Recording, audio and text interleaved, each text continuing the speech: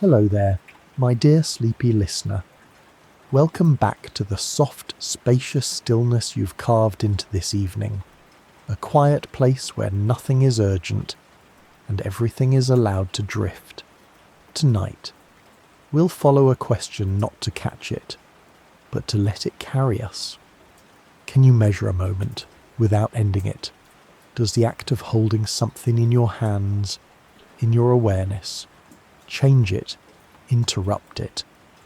Or can you simply float within a moment, not watching it pass, but becoming part of its breath before you drift away into peaceful slumber? Please take a moment to like this video, leave a gentle comment about your favourite moment of science, and subscribe to keep these bedtime stories coming. And if you'd like, you can share your location and time zone below. Let us know which corner of this turning planet you're listening from tonight.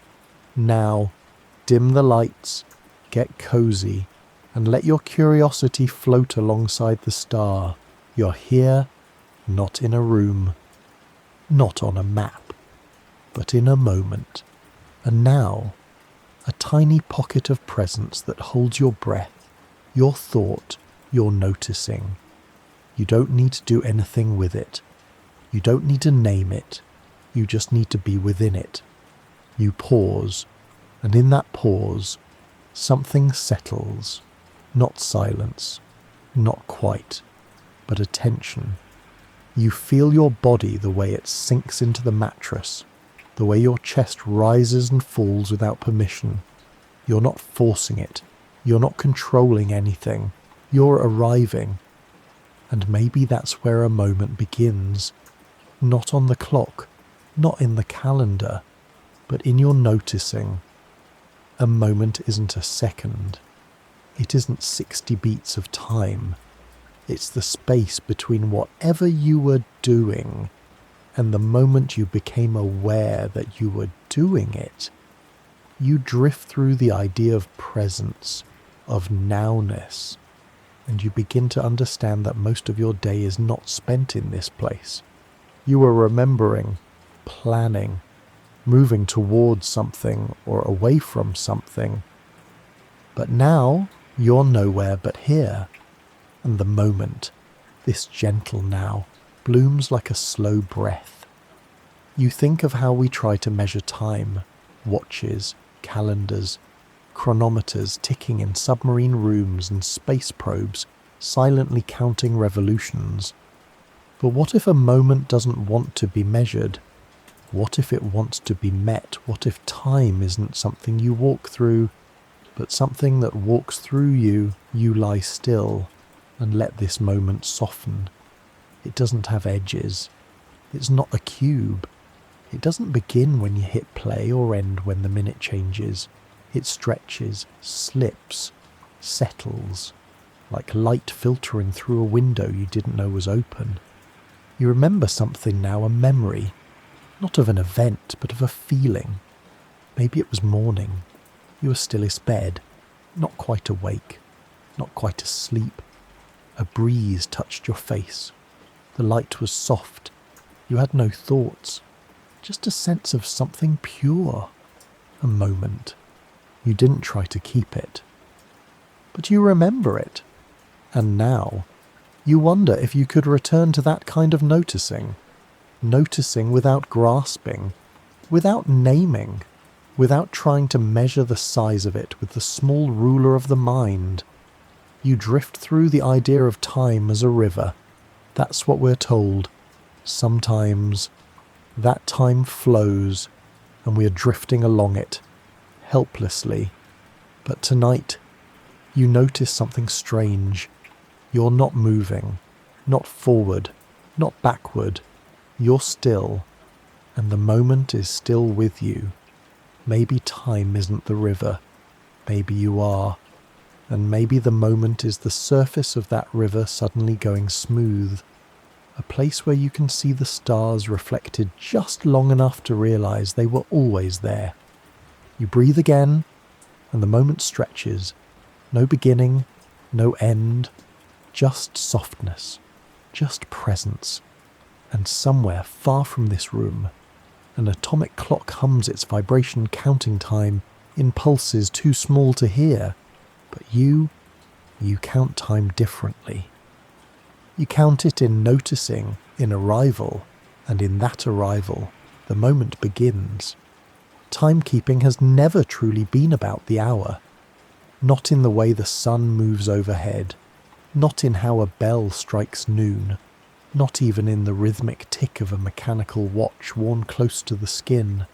You drift now towards something quieter, more precise, more still, clocks that do not tick aloud, clocks that measure time not in wheels or hands but in vibration. You are floating toward an atomic clock, not the kind that sits on a nightstand, but the kind that floats deep inside a lab so quiet it hums with invisible certainty. Here, time is kept by counting the movements of atoms, not because atoms care about time, but because their dance is astonishingly consistent. The clock, if you can call it that, uses the element cesium. A cesium atom vibrates at exactly 9,192,631,770 times per second when exposed to a particular frequency of microwave radiation. That number, not 10 billion, not 9 million, but exactly that number, is now the foundation of what we call a second. You float into that rhythm now, a pulse so fast you can't feel it, a repetition so precise it becomes a kind of stillness. And this is what our world runs on. GPS satellites, internet synchronization, astronomical observations, all measured against the cesium atom's quiet song. You drift deeper. There is no ticking, no gears, only vibration, only resonance. The kind of resonance that hums so faithfully it becomes invisible. Like a heartbeat you never question. Like breath you don't notice until you stop to feel it. That's what these clocks are. The hidden rhythm beneath everything. And yet you pause. You wonder something small and large. If we define a second by how many times something vibrates, then what is a second? Really, is it a choice? A consensus? A story we've told ourselves so that we can live side by side without drifting too far apart. You drift beside a pendulum, now not digital, not atomic, a simple swinging weight hanging in a quiet hallway. It takes its time, literally, marking moments with wide, graceful arcs, slower than cesium, less precise, but poetic. And once, this was the best we had.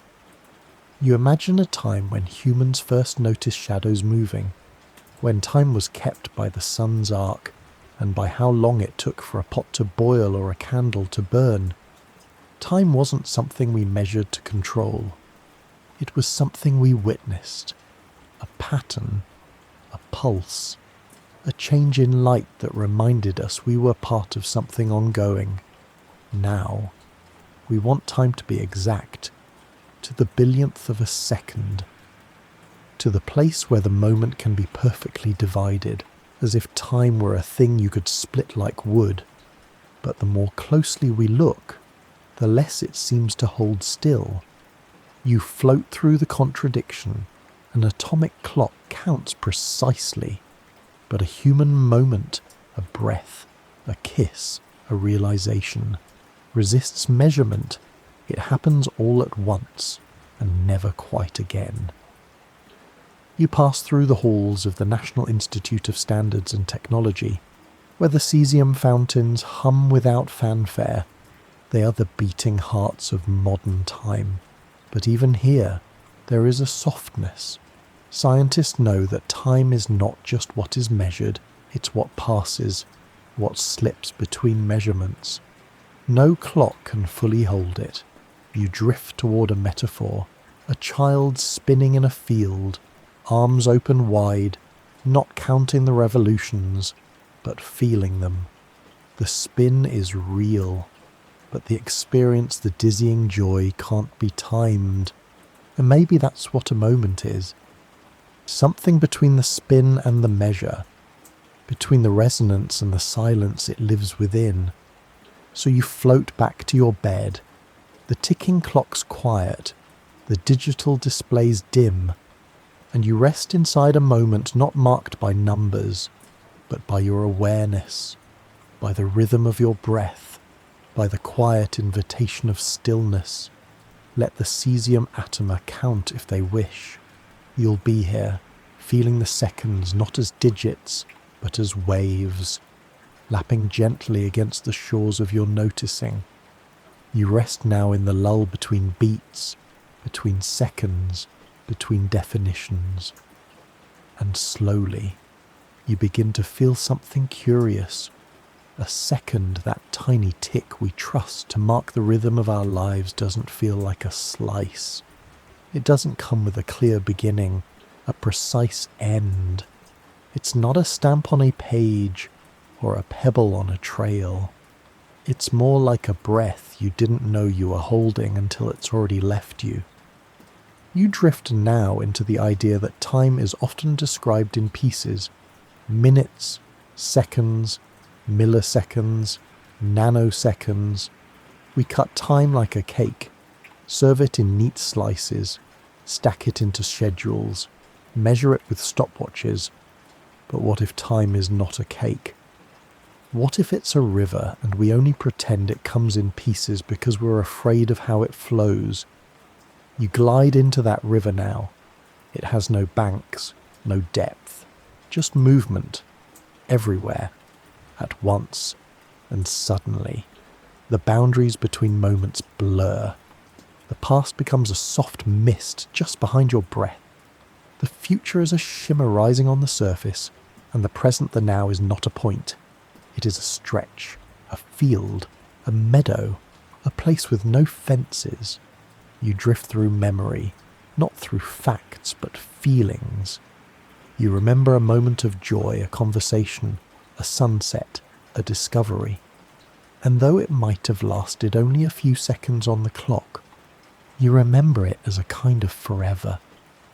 Not because of duration, but because of depth. You begin to wonder, what if time is not measured in seconds, but in saturation? How full did you feel? How wide did your heart open? How deep did the silence go before you spoke? Those are the moments that seem to stretch. You float now through the concept of continuity. In physics, time is often modelled as a line, a smooth, unbroken continuum. But some theories suggest this may not be true. That time, at its smallest scale, could be quantized, made of discrete, indivisible units, tiny moments smaller than anything we can observe, like pixels in a photograph, but for existence.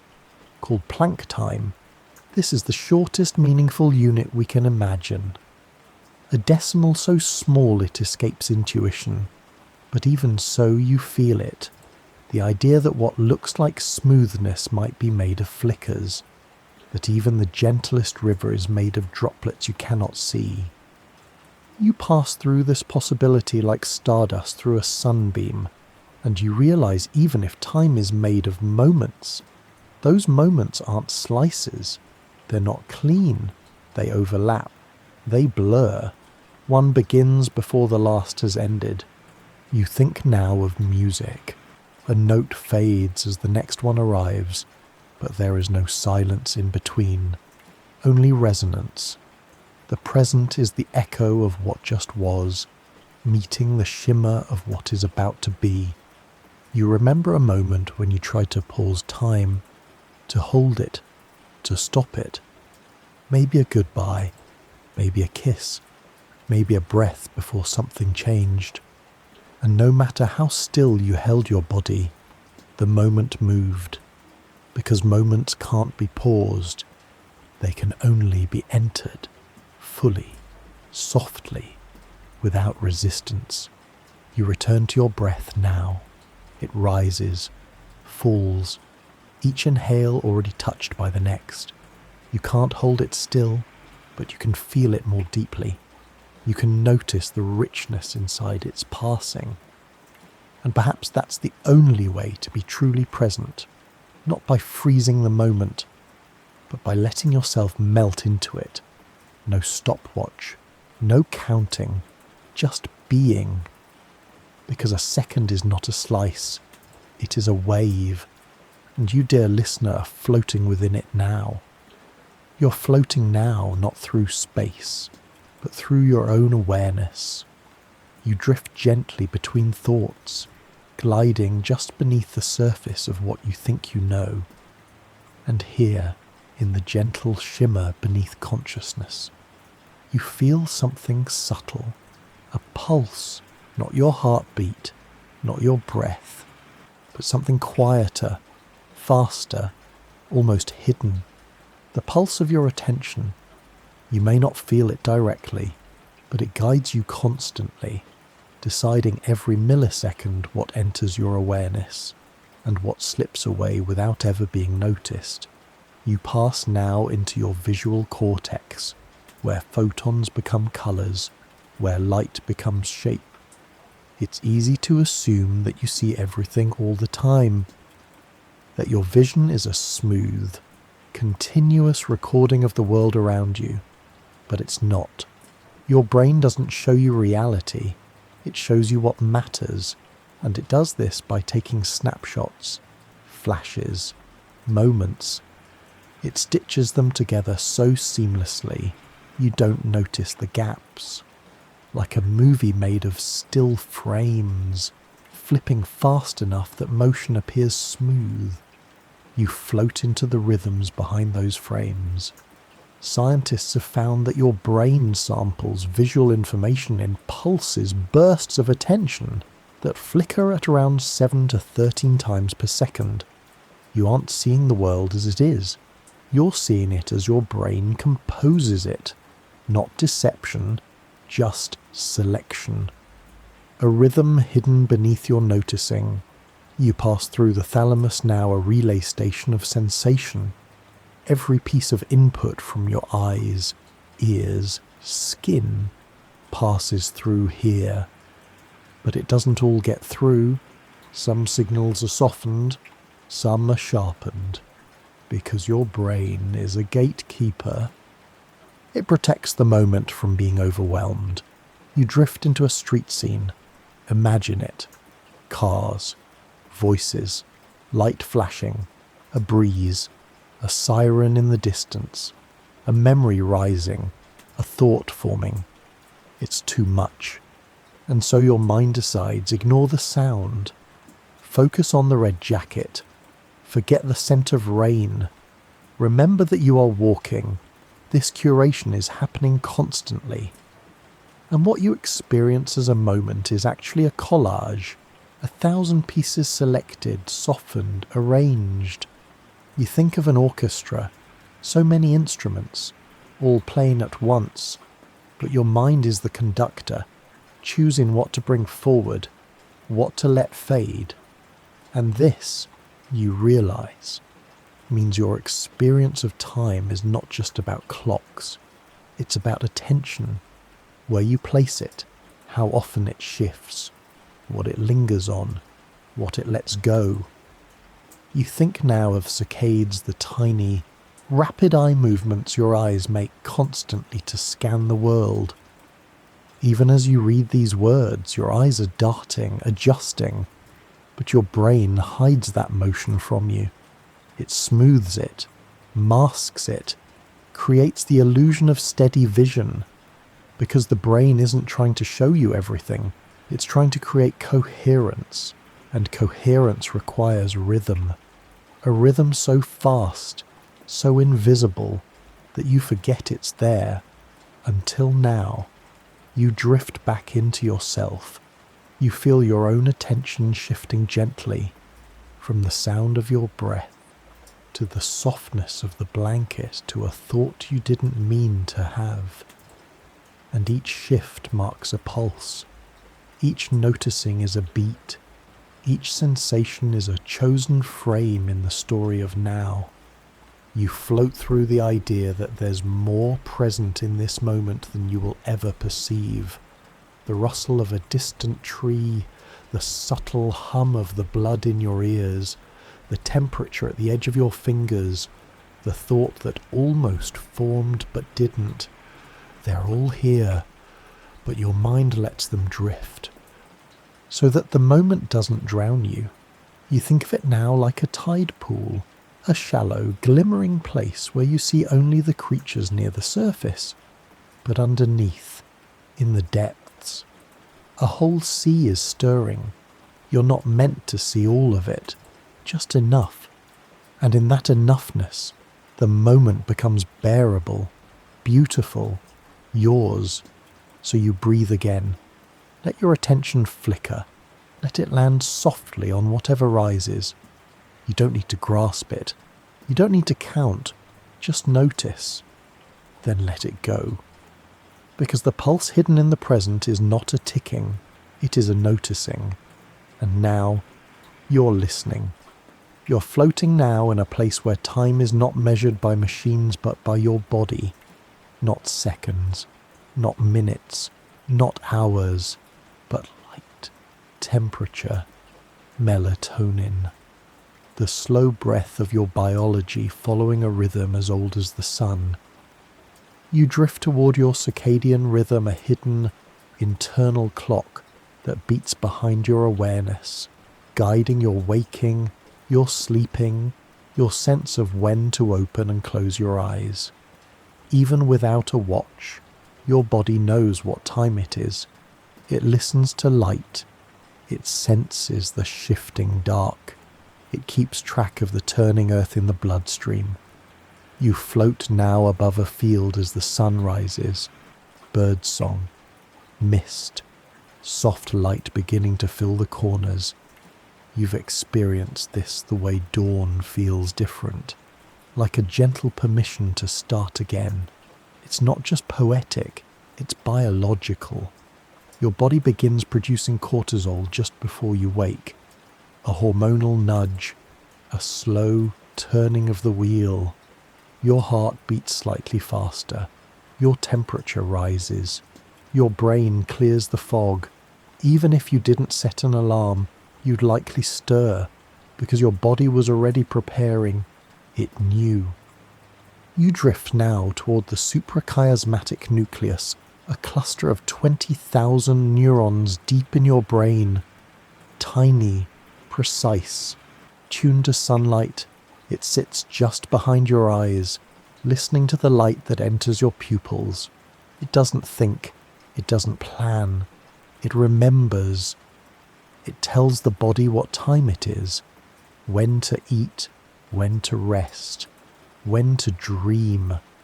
Even if you travel across the world, it takes days to adjust because this internal clock resists change. It wants you in sync with the spin of the planet. You drift now into evening. The light softens, and your body listens again. Melatonin begins to rise. You feel slower, cooler, a little quieter inside. You've entered the long blink between two sunrises. Sleep is approaching. But what is sleep? Really? You think of it as stillness, but within it, there are rhythms too. Waves of brain activity, stages like staircases, non-REM sleep, where the body repairs, tissue regenerates, memory begins to settle. REM sleep, where dreams bloom and eyes flutter beneath closed lids. You cycle through these phases like the moon. Each cycle lasts about 90 minutes.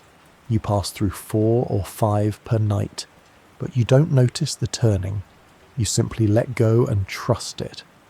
You float now inside a sleeping brain. The waves slow, neurons pulse in harmony, like 1,000 fireflies blinking in pattern. You're not absent, you're elsewhere. The body keeps time here in silence, in waves, in breath. Even in sleep, your temperature dips at a predictable hour.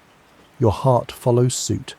You're a clock of warm blood and cool rest, and you wonder, before we had sundials, or calendars, or digital displays, we had this, the body, counting without counting, knowing without measuring.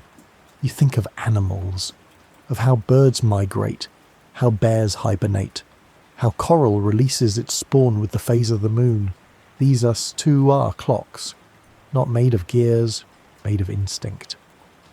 Pattern, light. You drift back into your own room. The lights are dim now, the outside quiet, and your body begins to whisper sleep again. You've felt it before the slow stretch toward rest. The heaviness that isn't weight but permission. You're not failing when you get tired. You're not weak when you need sleep. You're rhythmic. And rhythm is a kind of intelligence, not mental, molecular. So tonight, as you lie here, you're sinking again, with the sun, though you cannot see it, with the moon, though she may be hidden, and with yourself, that quiet place inside that counts time not in seconds, but in waves. You feel it now. Time is not passing, it is turning, and you, like the earth, are moving softly, steadily toward tomorrow's light. You float now in the space between stars. There is no sound here, no wind, no scent, just distance and light. Tiny, patient threads of light stretching across years, across centuries to arrive now. You reach out your hand, and a photon, one single particle of light, grazes your palm. But this photon is ancient. It may have left a star before there were cities, before there were clocks, before there were eyes to see it. It has travelled for what we would call billions of years, not seeking you, but arriving anyway. You drift now beside the Andromeda galaxy, spinning gently in the dark, 2 million light years away. That means the light you see from it tonight is the light that left it 2 million years ago, a message delayed by the vastness of everything, but still it reaches you. Not late, just now. You realize something strange. The stars you see are not how they are, they're how they were. The sky is not a mirror. It is a memory. You're surrounded by light that paused, waited, travelled, not rushed, not hurried, just faithful. And in that faithfulness you feel something bloom, a kind of trust that what is meant to arrive will find you in time. You drift through the layers of light, the sun, just 8 light minutes away, the moon, barely over a second, Mars, anywhere from 3 to 20 minutes, but then a quasar, a supernova, a galaxy on the edge of detection. Their light has been coming since before Earth had oceans, and yet here it is, landing gently on your skin, entering your eyes, not forcing anything, just offering. You float into the nature of light, sometimes a particle, sometimes a wave, never both at once, but always carrying energy, information, presence. Photons don't have mass. They don't age. They are born in fire and then move until they touch something. They don't slow down. They don't tire. They are the messengers of the cosmos. And you are their final destination. You think now of light not just as visibility, but as time travel.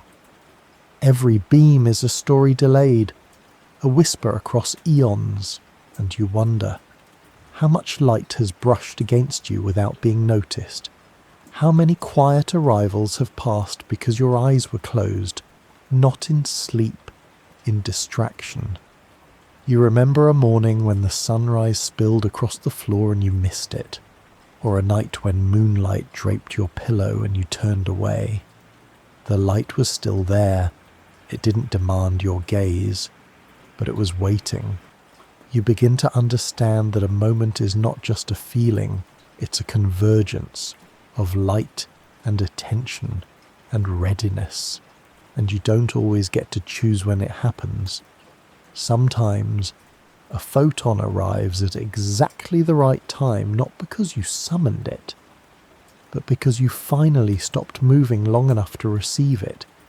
You think of a person you love, and how sometimes you understand them best not in conversation, but in silence. Not in the saying, but in the being. That too is a kind of light. A presence that took time to arrive. You drift now through the space between galaxies. It is not empty. It is full of invisible threads, microwaves, gamma rays, ultraviolet glows. Most of it we cannot see, but it's there. It always was.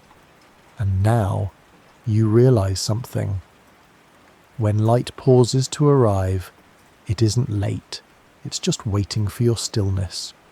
So tonight, let yourself be still. Let the photons fall across your skin like ancient rain. Let the stories of distant stars soften your breath. You're not in a hurry, and neither is the universe.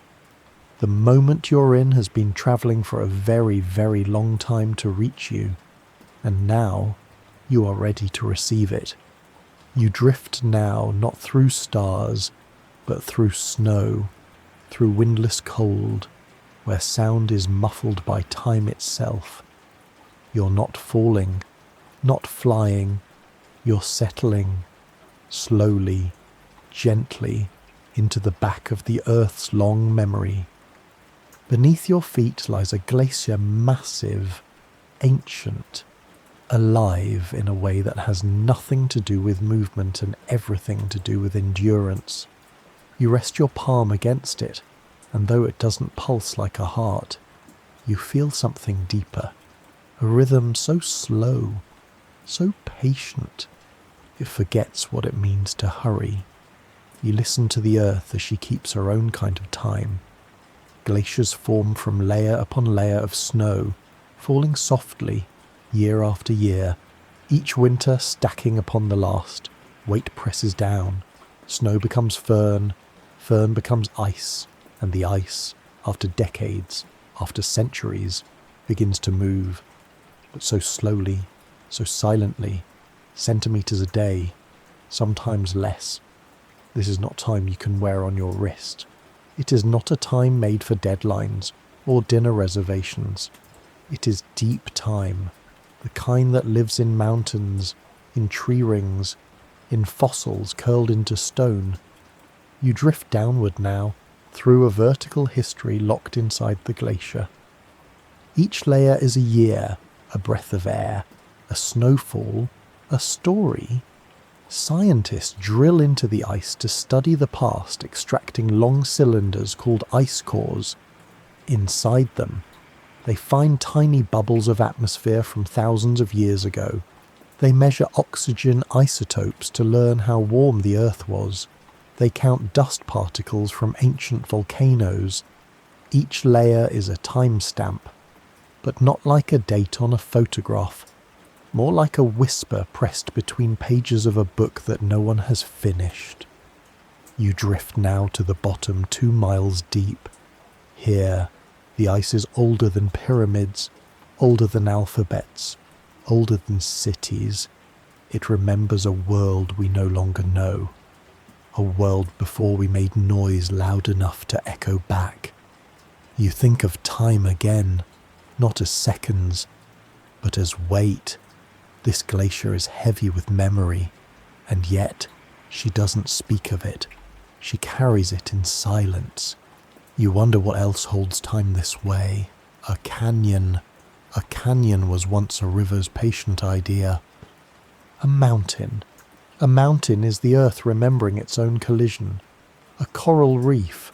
A coral reef is a clock made of calcium and sunlight. All around you, the planet keeps time without ticking. She grows slowly. She erodes slowly. She holds on to seasons long after we've forgotten them.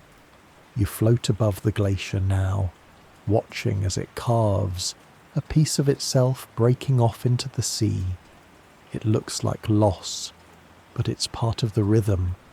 The earth breathes through change, even in ice, even in silence. You remember now a time in your life when something ended too slowly for anyone else to notice.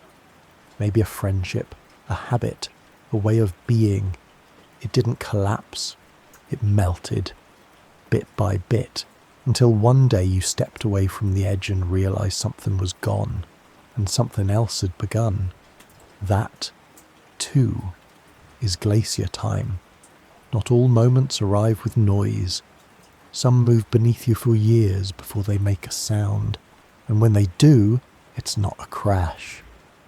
It's a whisper of release. You return now to the surface of the ice.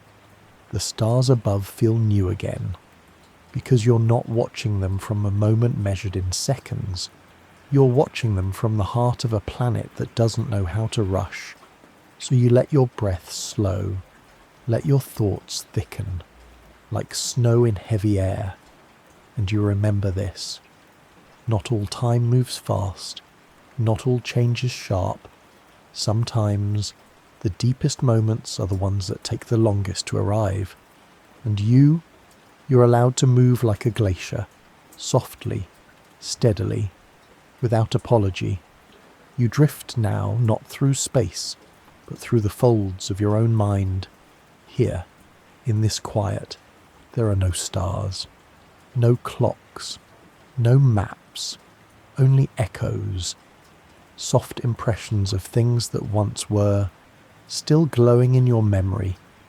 You are passing through the hippocampus, a seahorse-shaped structure deep in the brain, curved like a river bend in moonlight. It does not store your past like a library stores books. It stores it like a tree stores rings, layered, hidden, alive. You float gently through its neural corridors, and you see moments not as sentences but as sparks, a bicycle ride, a laugh in a kitchen, a touch on your shoulder just before you turned. These are not memories of time. They are memories of feeling, of place, of presence. And you realize now your brain doesn't remember the clock. It remembers the moment as it felt inside you. You drift closer. You see how memory begins not as a recording but as an encoding. The hippocampus takes fragments, a smell, a sound, a shade of light, and braids them into a tapestry you can't always unweave. Sometimes the thread glows again, sometimes it disappears, but it's still there. You pass through synaptic plasticity, the process by which neurons strengthen their connection when a moment matters, called long-term potentiation. And it means your brain physically changes to remember, not everything, only the moments you gave attention to, only the ones that carried weight, a sunset that caught your breath, a conversation that shifted your shape, a goodbye that never quite let go. You think now of time not as what you measure, but as what you keep. Some days vanish as soon as they pass. Others stay vivid for years, not because of duration, but because of depth. You remember the smell of rain from a single afternoon in childhood, but not what you had for lunch last Tuesday. Why? Because memory favours meaning, not the clock. You float now through a memory of your own. Choose one. Let it rise. Don't force it. Just notice which one comes. It might be small. It might not even feel important. But if it arrived, it stayed for a reason. Feel it now, not with your mind, but with your body. Where were you? What did the air feel like? What sound filled the silence? You are not remembering the moment. You're inside it. Again. And this is where the paradox blooms. The past isn't gone. It's folded into you, and every moment you recall creates a new moment. A moment about a moment. A ripple returning to the surface from somewhere deep. You drift now toward the edge of forgetting. The places where memory grows faint, Not erased, just faded. Neuroscientists still don't know why some memories slip while others remain sharp. Some say it's emotional charge, others say it's repetition, but no one is sure. Your memory is not a machine, it is a garden, and some seeds take root more deeply than others. You let yourself wander through these fields now. Moments you didn't know you kept. A laugh, a sigh, a shape in a cloud you once traced with your eyes. And you ask, can a moment ever truly end if you can return to it? Even just once, maybe not. Maybe memory is the second life of a moment that mattered. You drift again through the hippocampus. Neurons fire softly, pathways flicker open, and you begin to feel that you are more than your present. You're the echo of every moment that asked you to pause. You are built of remembered stillness. So tonight, as you lie in your bed, you don't need to chase time, or fight for it, or measure it. You only need to feel the soft pulse of one memory returning home. And in that return, a new moment begins. You're inside the quietest space a thought can inhabit, not in your mind, but between your thoughts, not in action, but in the hush that comes just before. You drift now between two synapses, the tiny gaps where neurons whisper to each other in electricity and chemistry. And between each whisper, there is a pause so brief you'd never feel it. So small it's measured in milliseconds, but inside that flicker of delay, a world unfolds. This is where decisions wait, where attention gathers, where time doesn't pass but hesitates. You float into a neuron now. Its body is soft, flickering with ions, sodium, potassium, calcium, each one moving like dancers in a performance older than language. An electrical signal travels down a long, thin axon, and when it reaches the end, it doesn't leap across, it waits. Chemicals called neurotransmitters are released into the synaptic gap, crossing that tiny space to be received by the next neuron. Only when they bind does the signal continue, only then does the message move forward. But in that gap, in that small suspense, something sacred happens. A choice. You think now of how long it takes for your body to respond. You touch something hot, you pull away. It feels immediate, instant. But in truth, even reflexes are delayed by milliseconds. And conscious decisions, those take longer. Up to 200 milliseconds between intention and action. You're not a machine, you're a rhythm, and every rhythm has a pause, a place between beats. That's where you are now, in the hush before awareness lights up, in the breath between neurons, and you wonder how many of your choices were born in this space, how many hesitations carried wisdom that never needed words. You float into a moment when you stopped yourself. You almost said something. You almost turned. You almost moved forward, but didn't. And in that pause, a different future was chosen. A single breath of stillness shifted the shape of what came next. Your brain is not a constant current. It is a forest of signals deciding where to grow. And those decisions happen in silence, in hesitation. You drift now toward the default mode network, a collection of brain regions active when you're at rest, not focused, not planning. This is the space where daydreams form, where thoughts unfurl like leaves in warm air.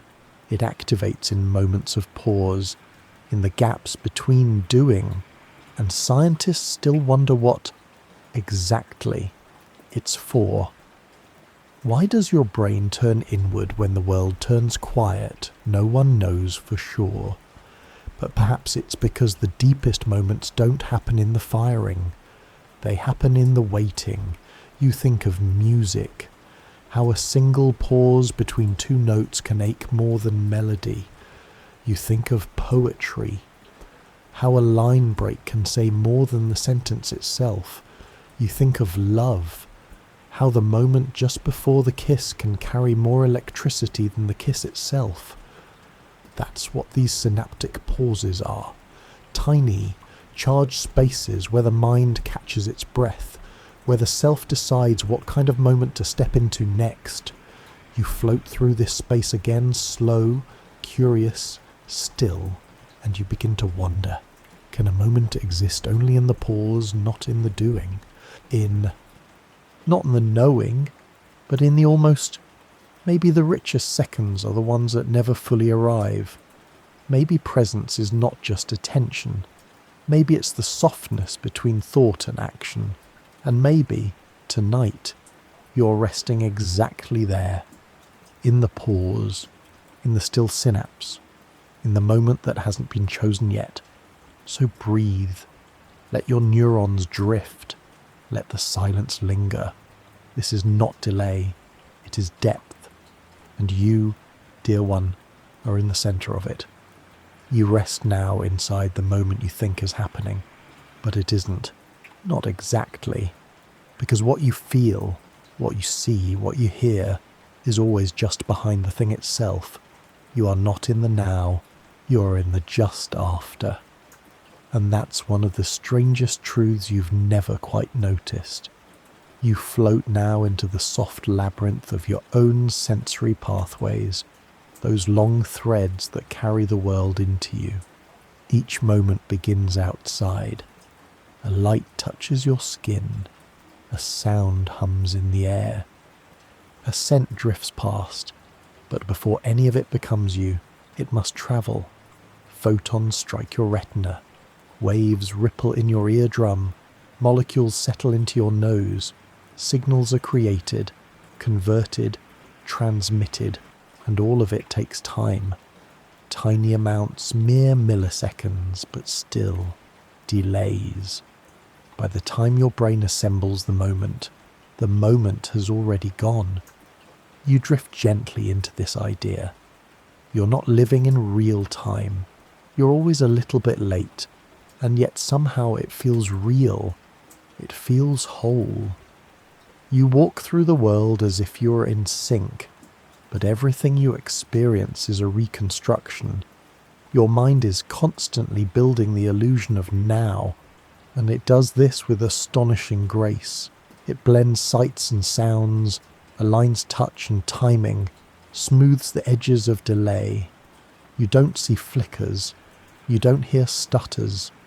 You feel the world as a seamless flow. But behind that flow is a choreography, a performance of perception. You drift toward the temporal binding problem, a question neuroscientists still cannot answer. How does your brain take all these separate signals, arriving at different speeds, from different senses, and weave them into a single, unified moment? No one is sure. They know it happens. They can measure the inputs. They can trace the delays. But the how remains wrapped in mystery. You think now of a thunderstorm. You see the lightning first. Then, seconds later, you hear the thunder. But you know they were born together. The delay is just distance. Inside your brain, delays are shorter, invisible, but still there. And yet, you don't notice them. Your brain waits. It holds back the faster signals just briefly, so that everything can arrive together. It creates the illusion of simultaneity, not to trick you, but to give you harmony. You drift deeper into this awareness, and now you understand something delicate. There is no single now. There is only a sequence of nows, stitched tightly together, each one a guess at what just happened, and your consciousness rides that thread like a boat on a current that is always just ahead. You begin to feel the softness of this delay, It's not a flaw, it's a grace. Because if you could experience everything at the exact instant it occurred, you'd be overwhelmed. Sensory chaos, unfiltered sensation, no cohesion, no shape. But your brain is a weaver, and what it weaves is coherence, not truth, but understanding. You think now of photographs taken slightly out of sync, a child's hand blurry in motion, a laugh caught just after the joke. These are not errors, they're texture. They're how life moves when it doesn't need to be frozen. Your own life is like that too, always just after the moment, but still beautiful, still real. You remember now a time when you felt completely present. A walk at dusk, the warmth of a hand, a quiet room. And you realize that presence wasn't about catching the exact moment. It was about accepting the delay, letting the past gently arrive as if it were still here, because it is, inside you, filtered, softened, held. You return now to your breath. Each inhale has already begun by the time you feel it. Each heartbeat has already pulsed before it thumps in your chest. And yet, you are here, not ahead, not behind, just here. Even if here is always slightly past, it doesn't make the moment less, it makes it yours. So let go of trying to be exact. Let go of catching the now like a butterfly in a net. Instead, become the net. Let the moment drift in a breath late, and love it all the same. You drift now into a room where no one is speaking, but everything is being said. There are no clocks here, no calendars, no seconds ticking past your ears, only music, only sound and space. You float just above a piano. Its keys rest gently, waiting. Then a finger presses down. A single note rises, rings, fades. Another follows, and another. But it's not the notes that carry you. It's the space between them, the hush between sounds, the pauses that give shape to the melody. You float into the mind of a listener now, not hearing music as separate points, but as pattern. Your brain does something remarkable. It doesn't just react to sound, it predicts it. You anticipate the beat before it arrives. You feel the rhythm as something internal, not external. That's because your brain has its own timekeeper, an internal metronome that aligns with a rhythm like a dancer finding their partner's steps. Scientists call this entrainment when your neural oscillations sync with an external rhythm. When you tap your foot to a song, you're not just keeping time, you're merging with it. And time, suddenly, isn't a number, it's a feeling. You drift deeper into sound, a cello's vibration, a drum's low echo, a violin's rise. But the notes themselves aren't enough. If there were no spaces, no rests, no silences, the music would collapse into noise. You realize something beautiful. It is the silence that gives the notes meaning, just like it is the pause that gives a moment its weight. You think now of a conversation, a real one, not rushed, not scripted. What do you remember most? The words? Or the pause just before they were spoken? The breath, the tension, the vulnerability? That is where the moment lives, between. You pass now into the brain's auditory cortex where sound is processed, but not stored. Music moves through you. It doesn't stay. It lives only as long as you feel it. And yet you remember songs, not in detail, but in rhythm. A melody hums in your chest long after it's gone. You sing it without thinking. You return to it without reason. Because music, like time, is not a possession, it's emotion. and your body remembers motion. You drift now through the concept of temporal expectation. Your brain doesn't wait passively for sound. It prepares. It builds maps of time. It places invisible markers, even infants, before they can speak, respond to beats. It's not learned. It's felt, as if rhythm is the language your body knew before language began. And yet, even here, there is mystery. Scientists still don't fully understand how we perceive duration, why some songs feel short and others feel eternal, even when they are the same length, why some silences feel heavy and others feel like relief. You remember a moment when a single song held you still, not because of its melody, but because of its timing. It entered the room at just the right breath. It met you where the moment broke open. And for a while, you floated. You didn't count. You didn't analyze. You listened. That, too, is how the present works. Not as a series of sounds, but as a dance between awareness and pause. You drift now through silence again. Not empty, not absent, but full. Full of what you just heard. Full of what might come next. And you understand something simple. You can't hold a note forever. You can't stretch a moment until it breaks. But you can listen while it lasts. You can live in the space between. So tonight, as you lie still, think of yourself as a single instrument in the vast orchestra of being. Let your breath rise and fall. Let your thoughts fade like a note into echo. And let this moment ring softly within you like music you almost remember.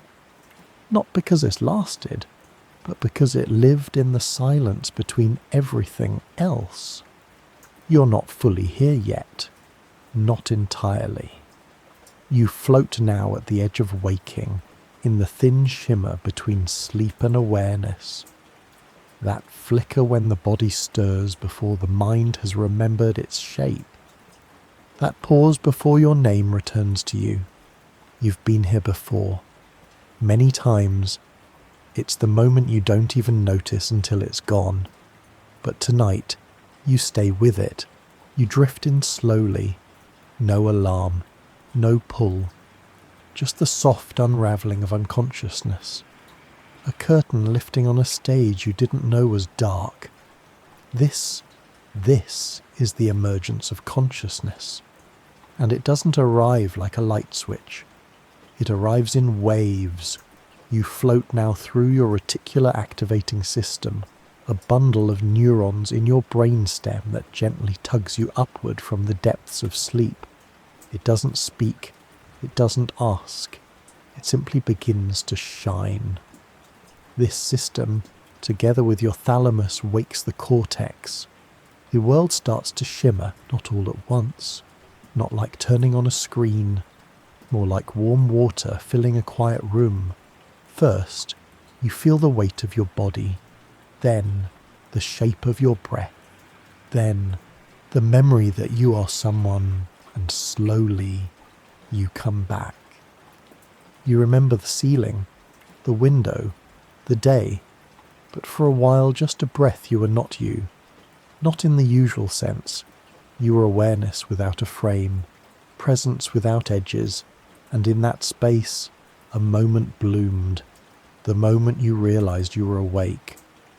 Scientists still don't fully understand this transition.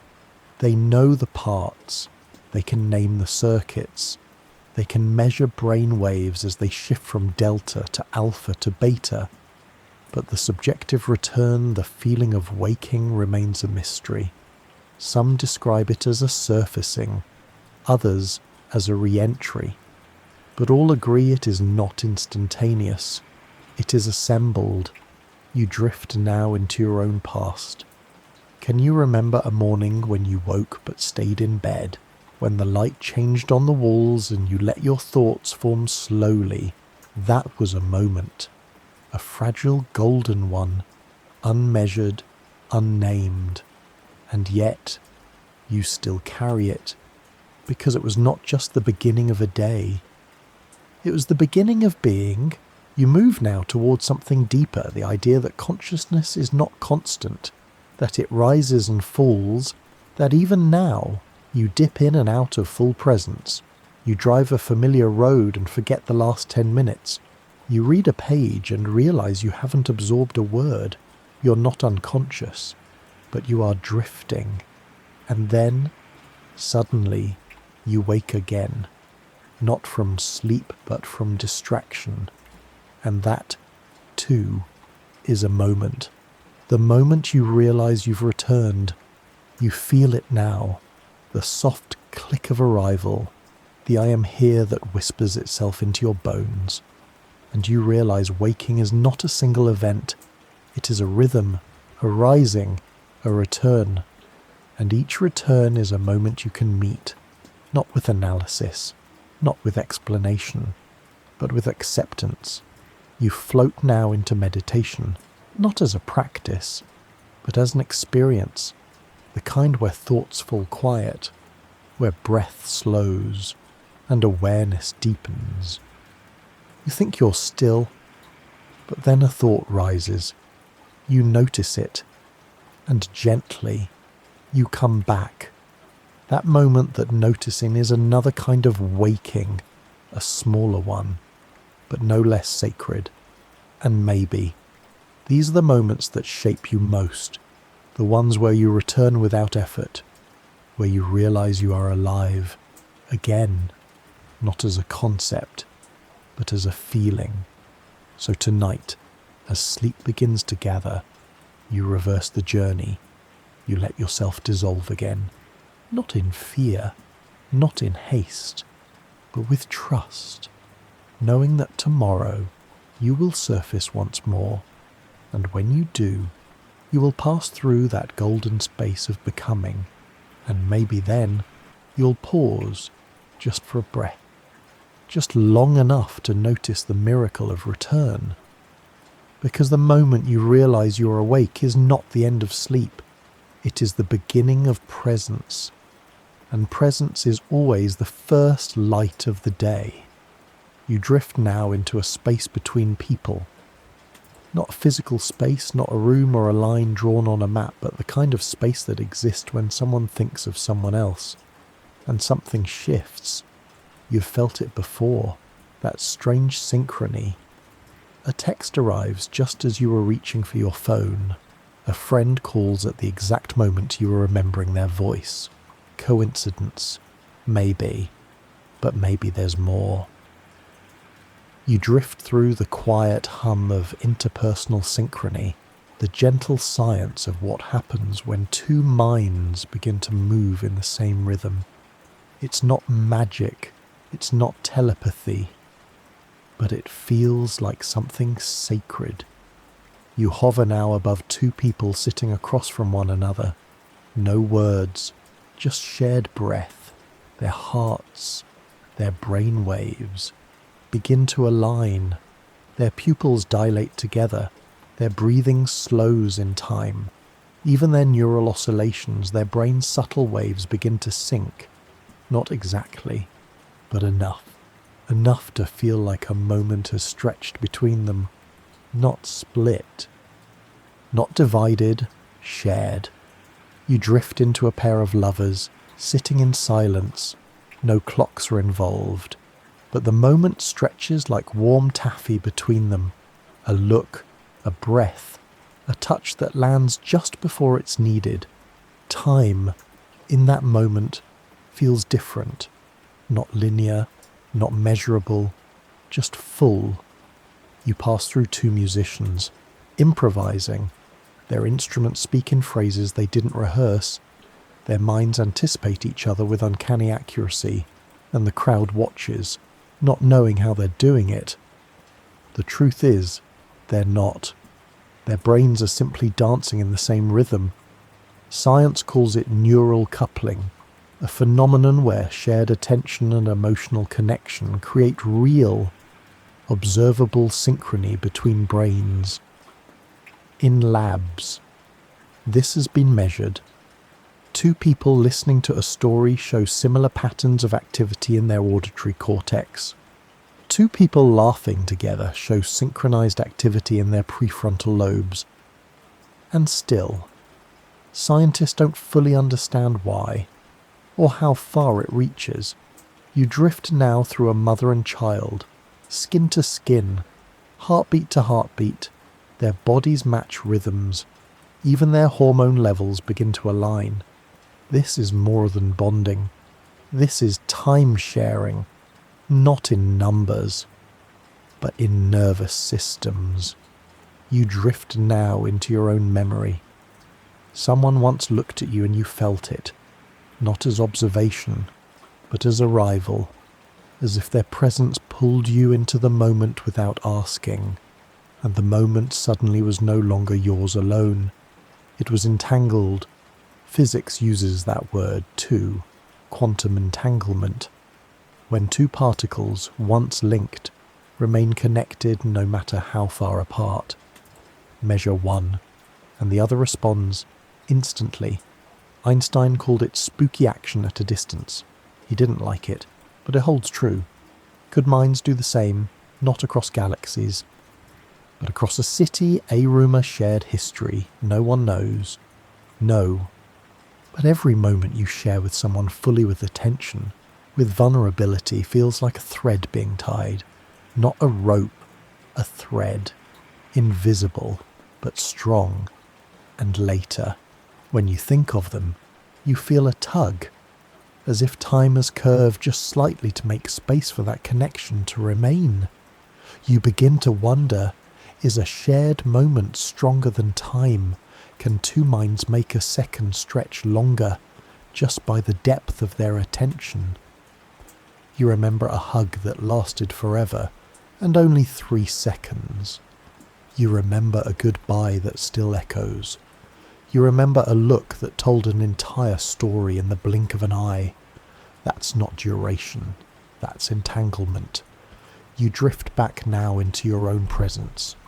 Think of someone, right now, not with longing, not with need, just with awareness. Let their presence enter yours gently. Don't force the moment, don't chase it. Just notice if anything changes. Maybe nothing will. Maybe everything will.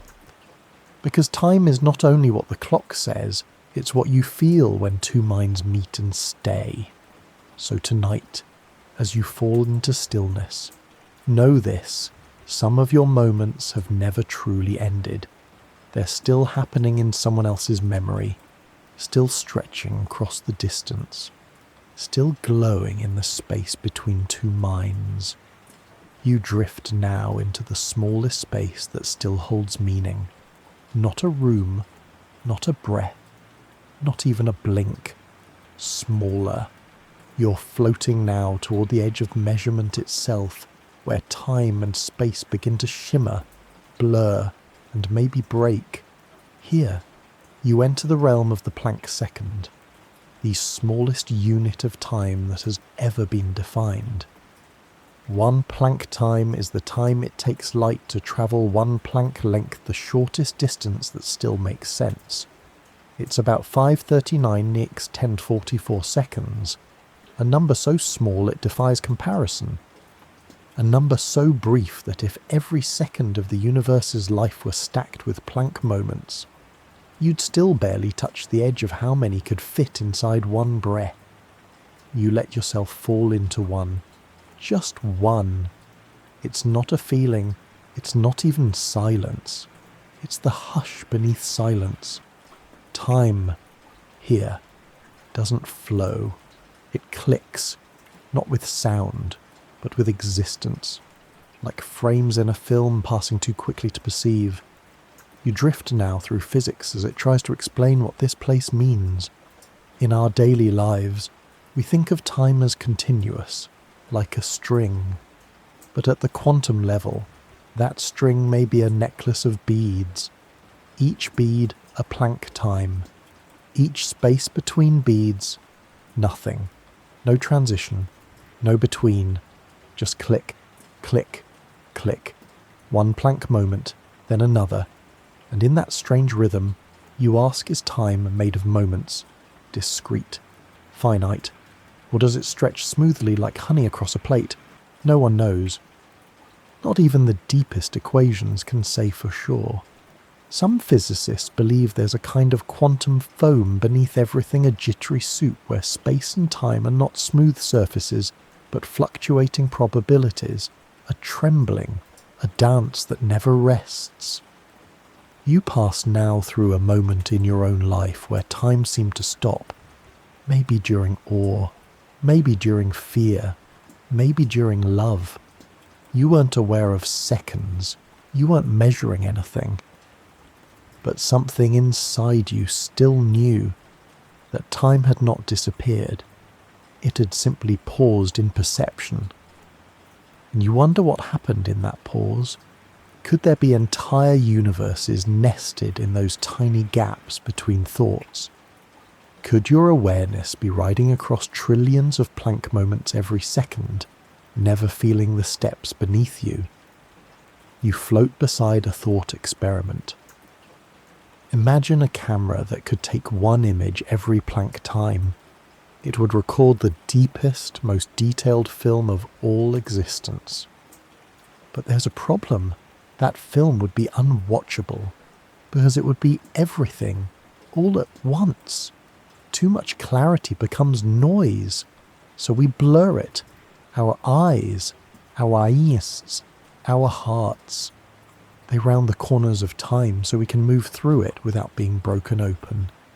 You drift now beside your own awareness. You think you're continuous, but even your consciousness flickers. Studies show that your awareness rises and falls several times per second. Like waves, you're not a solid stream. You're a shimmering pulse, and somehow that pulse feels like you. You return now to the Planck moment. You can't hold it. You can't live inside it. But you can wonder. And in wondering, you brush against its edge. You begin to feel that maybe time isn't one thing. Maybe it's layers. The smooth surface we swim in. The rhythmic current below. And beneath that this. The tiny beats too fast to hear. The staccato silence beneath our softest breaths. The moment inside the moment. Too small to feel, too real to ignore. So tonight, don't try to count the seconds. Don't try to stretch the minutes. Just trust that each moment you rest in is already composed of trillions more. You don't need to feel them. You only need to know they are holding you. And in their impossibly small rhythm, you are infinite.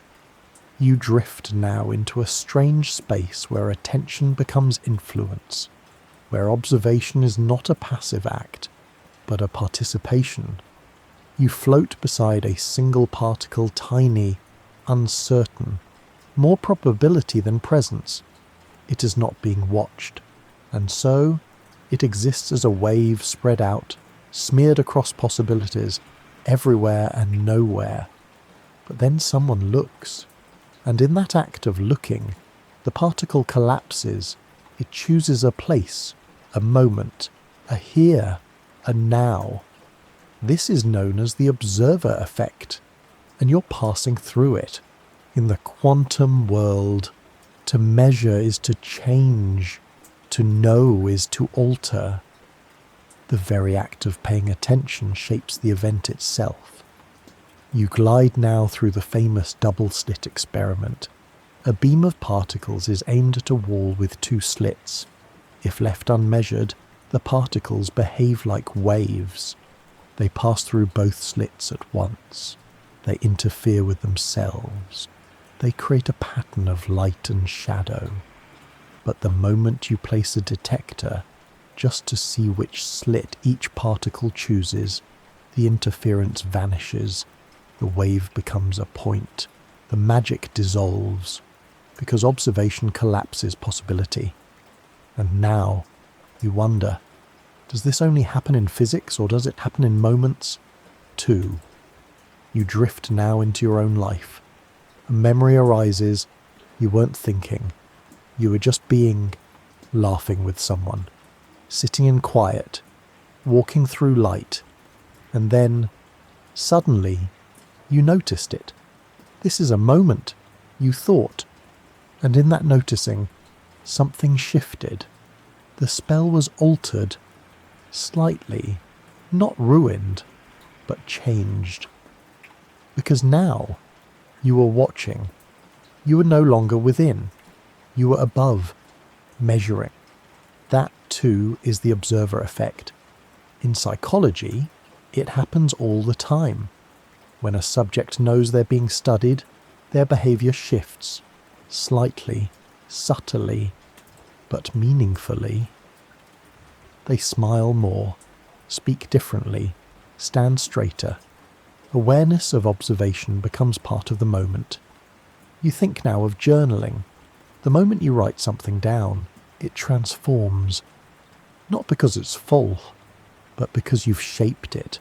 You've chosen the words, you've framed the moment, you've looked too closely and changed the light. You float now beside the question, can you measure a moment without ending it? Can you observe something without touching it? Maybe not. Maybe that's what makes a moment so precious, that it lives only once, unmeasured, undisturbed, and the moment you reach for it, the wave collapses. But maybe there's something beautiful in that, too. Because your attention is not a thief, it's a co-creator. Your gaze doesn't just break the magic, it becomes the magic. You think now of love, how the moment you realize you love someone changes everything, not in substance, but in shape. The wave becomes a point. You know it now, and so it is. You drift through time again, through the seconds you didn't notice, through the ones you tried to hold, through the ones that surprised you, and you begin to feel that watching is never neutral. It's always participation, even in this moment, right now. As you listen, your attention is shaping the experience. You are collapsing possibilities into presence. You are creating time simply by being in it. So the next time you feel a moment is slipping that is too beautiful, too rare, too fleeting, let it. Don't try to measure. Let it remain just slightly undefined. Let it be a wave just a little longer. Because not everything needs to be held to be felt, and not everything needs to be measured to be real. Some moments are meant to pass without becoming data. They are not failures of memory. They are gifts of being. So tonight, don't reach for the clock, don't record, just rest, and let the moment observe you. You drift now through the soft folds of familiarity, the strange echo that shivers down your spine when a moment feels like it's already happened. You stop walking just for a breath. You look around. Nothing's unusual. The light, the air, the texture of the world around you. It's all ordinary, but something inside you whispers, I've been here before, and yet you haven't. You are floating inside a déjà vu, French for already seen, a moment that repeats without ever having truly occurred. Science has tried to explain it, and so far there are only maybes. Maybe your brain accidentally sends the signal of memory before it processes the signal of sight. Maybe the hippocampus, that gentle library of the mind, misfires, giving you the feeling that this moment belongs to the past, or maybe it's something else. You float gently into that possibility. That time is not always linear. That maybe it curves, loops, folds back on itself in invisible spirals. You think of dreams you've had more than once, conversations that mirrored others word for word, people who walked into your life and felt familiar before a single sentence. You wonder if some moments are trying to return, not with force, not with noise, just with echo. You drift now beside a spiral galaxy, its arms curving in a shape that looks oddly familiar. The spiral is everywhere, in seashells, in weather, in the way ferns unfurl, in the pattern of your own fingerprints. Even in time perception, some physicists and philosophers suggest moments may spiral, returning not in repetition, but in resemblance, a pattern folded into your awareness. You float into your memory again, a time you walked into a room and felt like it was part of a dream, not vividly, but softly, as if the walls remembered you. You didn't say anything, you just let the moment pass, but now you return to it, and wonder could déjà vu be a signal from the edges of time, not a glitch, not an error, but a quiet reminder that time is not as straight as it seems. Some researchers believe it's connected to temporal lobe activity bursts of neural rhythm that reactivate pathways in ways that feel familiar. But even they admit there is no consensus, only questions, only wonder. You drift now into literature, myths, stories where characters return to the same places, leaves repeating, lessons looping. The Greeks called it anamnesis, the idea that learning is just remembering what the soul already knew. You think now of time not as a river but as a labyrinth. Each turn feels new, but the center remains the same, and every now and then you glimpse it. Déjà vu is not the moment repeating, it is you touching the center again, briefly, beautifully, and moving on. You think of a friend you haven't spoken to in years. You hear their name on a passing radio. You remember their laugh. You feel a moment you thought was gone return. Softly. That, too, is a loop. You're not trapped in it. You're woven into it. Moments don't always end. Some just hide, and some come back to remind you that nothing you've truly loved is ever fully lost. You return now to your present, your body on the bed, your breath in your chest, your eyelids soft, and for a brief, delicate shimmer this moment feels familiar. It should. Because you felt peace before, you felt stillness before, and now it's come back to find you. Let it stay, even if only for a breath, even if only as an echo. Because time, when you stop chasing it, sometimes turns around to find you. You're drifting now into the hallway between anticipation and arrival, a hallway made not of walls, but of waiting.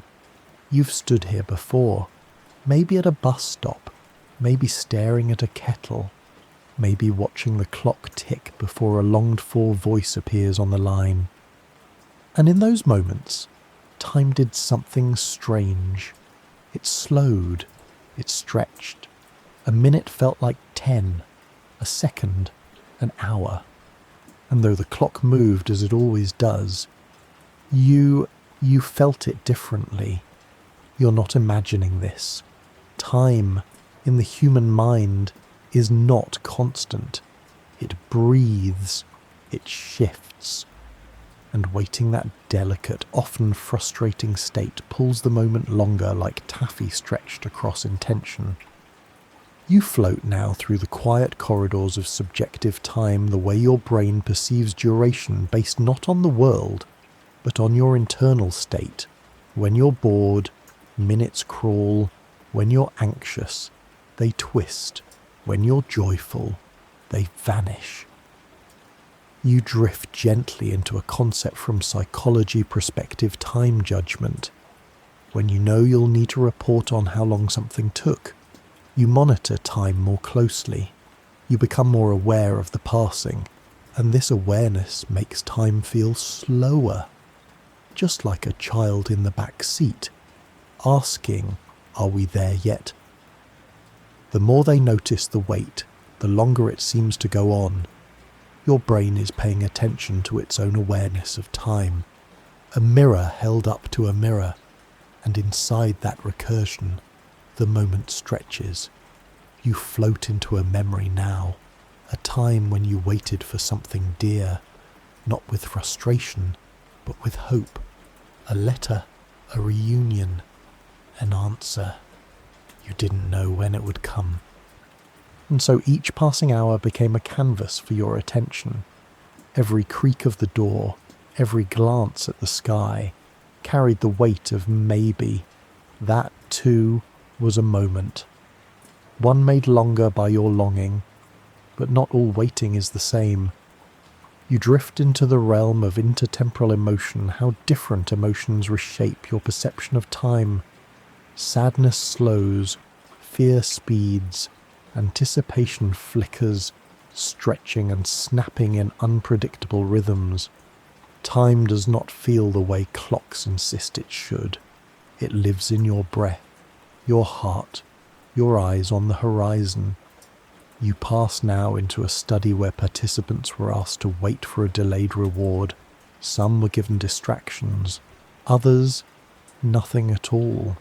Those who waited in stillness reported longer durations. But here's the wonder, they also described the reward as more meaningful. The wait had woven value into the outcome. You think now of ritual, of ceremonies that make people wait before revealing. Doors unopened, veils not yet lifted, names not yet spoken. These pauses are sacred because they give the moment room to expand.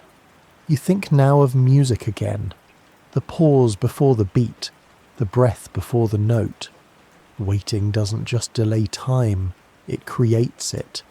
You are floating now through a waiting that has no urgency, the kind that happens when rain begins and you have nowhere to go, when tea steeps and you've set the spoon down, when someone's footsteps approach down the hall and you don't check your watch. You're just there, present inside the not yet, and you realize waiting can be soft. It can be a room where presence deepens, not because time has slowed, but because you have stopped running. You return now to yourself, to this moment, to this still breath. Maybe you're waiting for sleep, or for quiet, or for nothing at all. But whatever it is, it doesn't need to arrive yet. Let this moment stretch. Let it be longer than the clock says. Let it hold you a little while more, because when you wait without resistance, time unfolds gently, and inside its unfolding, you may find that what you are waiting for was never outside of you. It was this breath, this pause, this presence. The moment already arrived. You are floating now through a moment that refuses to be measured. It is expanding all around you a second, perhaps, on the clock, but inside it, an entire lifetime unfolds. You felt this before, in a fall, in a kiss, in the first sharp breath after hearing news that changes everything.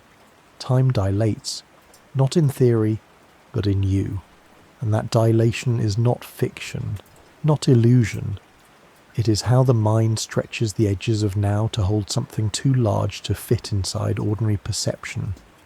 You drift through the phenomenon known as time dilation of the mind, not in Einstein's sense, though he too showed us that time is not fixed, but in the psychological sense when experience becomes so vivid, so intense, that the seconds seem to swell with detail. You pass now through the story of a climber. He slips. In the brief arc of falling, he later recalls watching every pebble, feeling each twist of air, noticing even the shadow of his own hand. The fall lasted 3 seconds, but inside those 3 seconds, he lived 1,000 thoughts. Scientists have studied this. In lab experiments, subjects exposed to danger often report time slowing down, but brain scans show that perception isn't actually running in slow motion. What's happening is something deeper. The mind is creating denser memories, more snapshots, more detail. So when you remember the moment, it feels larger, it holds more. You drift now into another kind of dilation, not fear, but awe, standing on a mountaintop, hearing a symphony swell, watching a child open their eyes for the very first time. These moments also stretch, not because of threat, but because of wonder. Your brain opens its gates. You take in more, you remember more, and in doing so, time itself feels fuller. You think now of falling in love, how a single night can feel like an entire season, how time seems to pause just to watch you. This isn't magic, but it isn't ordinary either. You're experiencing what psychologists call temporal expansion. Moments with deep emotional resonance create a lasting imprint. They become anchoring points in your life's timeline, not because they took long, but because they went deep. You drift through one now, a second from your past that glows brighter than the rest. Maybe someone's voice, maybe a moment of decision, maybe a goodbye. It was brief, but it shaped you. It rewrote the texture of the day. It didn't need an hour. It needed presence. You pass through the concept of chronostasis, the illusion that the first moment after a saccade, a rapid eye movement, lasts longer than it should. Your brain fills in the gap, making the moment stretch so you feel continuity. Even your perception is built to expand time when it matters.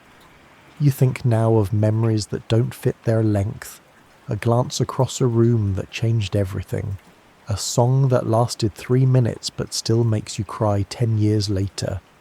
That is the truth of time. It is not how long something lasts. It is how deeply you are inside it. You return now to yourself, to this quiet space, to this drifting breath. No urgency, no clock to chase. And yet, something in you feels expanded. Not in anxiety, in attention. Let this moment be as wide as it wants to be. Let it fill you. You don't need hours. You don't need more. You only need to be here. Because some moments, this one, perhaps contain lifetimes. And you're allowed to live them without measuring. You're floating now into a place where time has no edge, no numbers, no ticking, no sun to mark the shift from morning to noon. This is sleep, not the end of the day, but the dissolving of structure. You do not feel time here. You do not count it. And yet, you move through it. Each night, your body rests, but your mind drifts into strange, shimmering terrain. Dreams bloom, memories whisper, images rise without warning, folding into other scenes as if reality were made of soft paper bending in unseen hands. And when you wake, you ask, how long was I gone? You glance at the clock, 8 hours, Nain, perhaps, but it feels like a blink, or an ocean, or both. Because time doesn't pass the same way when you're not awake to feel it. You drift now into the landscape of dreams, through REM cycles, through non-REM depths, through the gentle rise and fall of your body's temperature, your heart's slowing song, your brain's nightly repair. In REM sleep, your mind becomes almost as active as when you are awake, but it uses that energy not to move your limbs, but to travel inward. Here, your brain disconnects from the outside world. Your muscles rest. Your eyes flutter beneath closed lids, and time melts. Scientists still don't know how long dreams actually last. Some think they follow real-time durations. Others believe that a single minute can hold an entire saga. You drift through a dream you once had, a detailed, vivid world, a conversation, a chase, a realization. You lived it fully, but it may have taken only seconds inside your sleeping mind. Because dreaming time is subjective time. It's not bound by the rules of clocks. It stretches and contracts depending on meaning, intensity, emotion. Just like the mind in waking life, only freer. You float now into the question, what is time when you're unconscious? You don't remember the hours. You don't feel them pass. And yet, your body moves forward. It heals. It stores memory. It rebalances hormones. The world continues. But your awareness is paused, or is it, you visit the strange experience called lucid dreaming. Here, you realize you're dreaming from within the dream. Time becomes pliable. You can fly, pause, rewind, and when you wake, your heart races.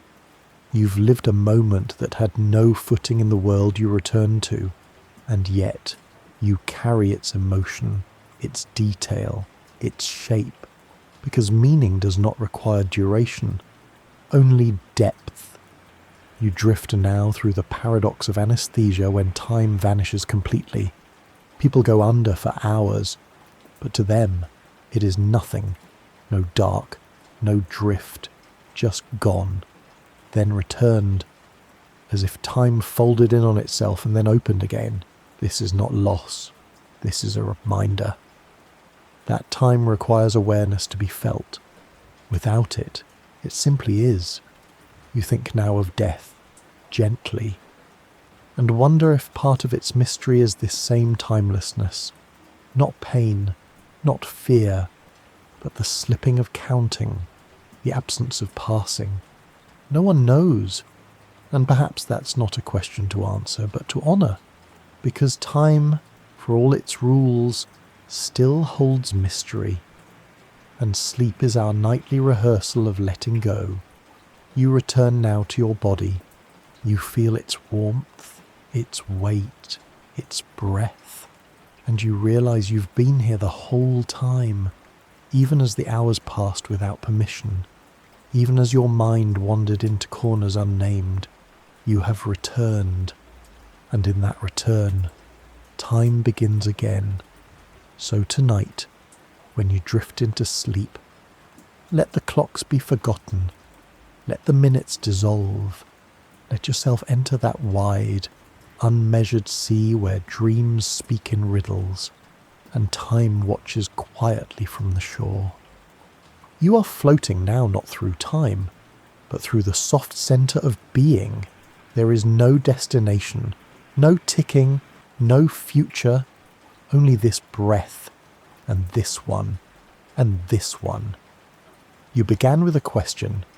Can you measure a moment without ending it? But somewhere along the way, the question began to quiet, not because it was answered, but because it no longer needed to be. You drift now into stillness, not the stillness of nothing, but the kind that holds everything without moving, the stillness of a held gaze, of a thought before speech, of a hand resting in another's palm. You pass gently through the idea that maybe time was never a thing to hold. Maybe it was never outside of you at all. Maybe time is not a clock, but a mirror. And what it reflects is your noticing. You float now above the landscape of your own awareness. Look down. What do you see? Moments you thought had slipped away. Smiles. Tears. Questions asked in silence. Answers felt in the body long before they reached the mind. They are all still here, not in the past, not locked away, but folded into the texture of who you are. You are never watching time. You are watching yourself move through experience. And now, you see it. Time didn't carry you. You carried time. Every breath, a beat, every noticing, a frame. You are not the traveller. You are the sky the moment passed through. You drift now into the quiet space that follows realization.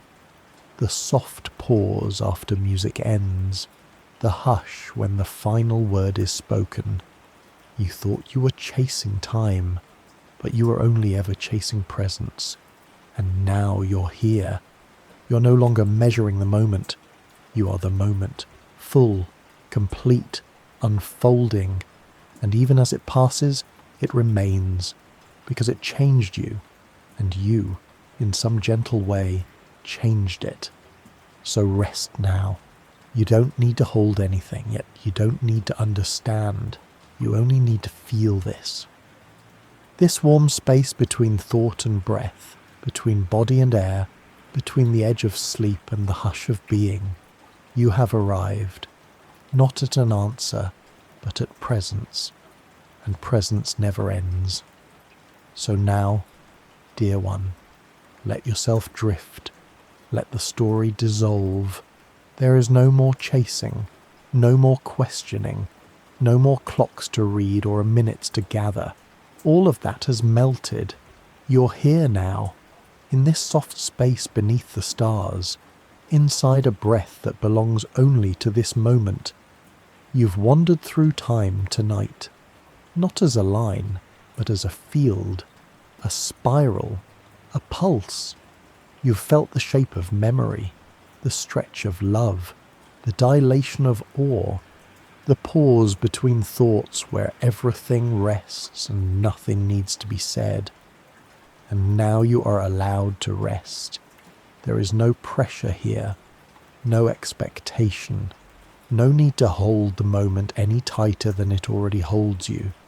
You've seen that a single second can carry an entire life if it's deep enough. That a memory can be a return. That a glance can be a beginning. That even the smallest pause can become a cathedral if you stand still inside it. So let yourself be still now. Let your body soften. Let your thoughts fade like footprints on quiet sand. The waves are coming to wash the day away. You don't need to stop them. Let time move without asking you to follow. You don't have to measure this moment. You don't have to hold it. It's already holding you. Close your eyes, if they're not closed already. Feel the room grow quieter. Feel your breath grow slower. Feel your body begin to loosen its edges. You are safe. You are whole. You are enough. And time is no longer something outside of you. It is you. You are the rhythm. You are the wave. You are the hush between stars. The question is gone, not answered, but gently set down like a feather on the breeze. There is nothing more to understand tonight, only this moment and you. You are never watching time, you are always becoming it. So sleep now, dear listener. The moment doesn't need to be measured, it only needs to be lived.